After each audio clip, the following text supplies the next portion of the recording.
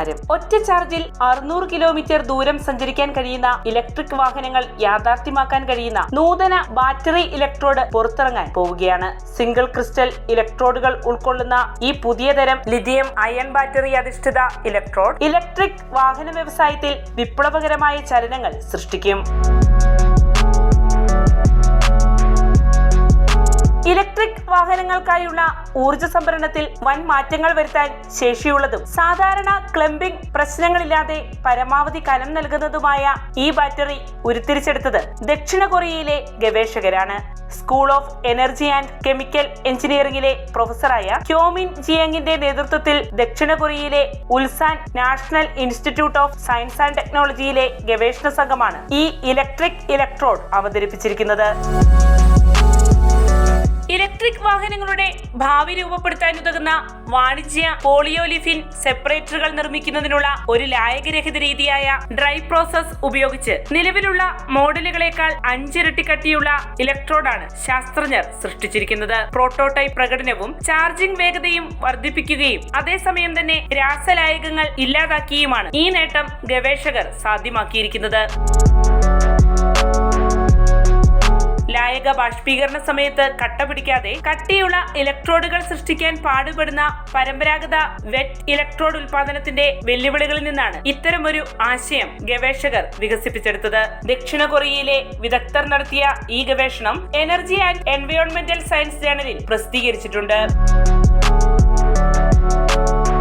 പുതിയ ഇലക്ട്രോഡ് ശ്രദ്ധേയമായ ഏരിയൽ ശേഷി കൈവരിക്കാൻ പോന്നതാണ്. അതിനാൽ തന്നെ ഇവയ്ക്ക് മറ്റ് വാണിജ്യ ബദലുകളെ ഗണ്യമായി മറികടക്കാനും കഴിയും. മാത്രവുമല്ല, ഈ നൂതന ഇലക്ട്രോഡ് ബാറ്ററികളിൽ സംയോജിപ്പിക്കുമ്പോൾ അവയുടെ കാര്യക്ഷമത വളരെയധികം മെച്ചപ്പെടുന്നു. ഇലക്ട്രിക് വാഹനങ്ങളുടെ ഡ്രൈവിംഗ് ശ്രേണി 14% വർദ്ധിപ്പിക്കാൻ പുതിയ ഇലക്ട്രോഡ് വഴിയൊരുക്കുമെന്നാണ് ഇതിന്റെ ഗവേഷണത്തിനായി പ്രയത്നിച്ച പ്രൊഫസർ ക്യോമിൻ ജിയങ് അഭിപ്രായപ്പെടുന്നത്.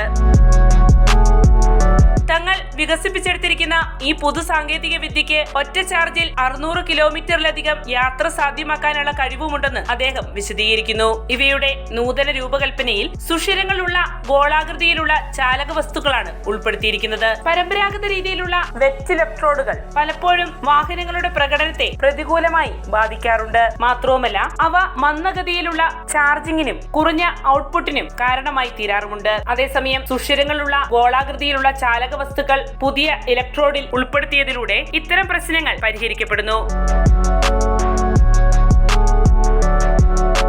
ഈ സാങ്കേതിക വിദ്യ ഒരു സുപ്രധാന മുന്നേറ്റത്തെയാണ് അടയാളപ്പെടുത്തുന്നത്. പരമ്പരാഗത വെറ്റ് രീതികളിൽ നിന്നും വ്യത്യസ്തമായി പരിസ്ഥിതി സൗഹൃദ ഡ്രൈ ഇലക്ട്രോഡുകളുടെ ശേഷിയും പ്രകടനവും വരും നാളുകളിലെ ഇലക്ട്രോണിക് ഗതാഗതത്തെ കൂടുതൽ മെച്ചപ്പെടുത്തും. Ulsan national institute of science and technology അഥവാ യൂണിസ്റ്റിലെ അസോസിയേറ്റ് പ്രൊഫസറും ഈ പഠനത്തിന്റെ ആദ്യ രചയിതാവുമായ ഖൈസോങോ പറയുന്നു. പുതിയ ഇലക്ട്രോഡുകൾ 1AH ക്ലാസ് പൗച്ച് സെല്ലുകളുടെ പ്രകടനം പ്രദർശിപ്പിച്ചത് പ്രത്യേകിച്ചും ശ്രദ്ധേയമാണ്. അതിനാൽ തന്നെ ഇവ ലബോറട്ടറി കോയിൻ സെൽ പരീക്ഷണങ്ങൾക്കപ്പുറം വൻതോതിലുള്ള ഉൽപാദനത്തിന് വഴിയൊരുക്കുന്നു, അദ്ദേഹം ചൂണ്ടിക്കാണിക്കുന്നു. ഈ പുതിയ ഗവേഷണം ഡ്രൈ പ്രോസസ്ഡ് ഇലക്ട്രോഡുകൾ വൻതോതിൽ ഉൽപാദിപ്പിക്കപ്പെടുന്നതിന് വഴിയൊരുക്കുമെന്നാണ് ശാസ്ത്രജ്ഞർ പ്രതീക്ഷിക്കുന്നത്. ബാറ്ററി സാങ്കേതിക വിദ്യയിലും സുസ്ഥിര ഊർജ്ജ പരിഹാരങ്ങളിലും പുരോഗതി കൈവരിക്കാൻ ഇത് ഏറെ സഹായകരമായി തീരും. വാർത്തയുടെ നിറം തേടി തനിനിറം.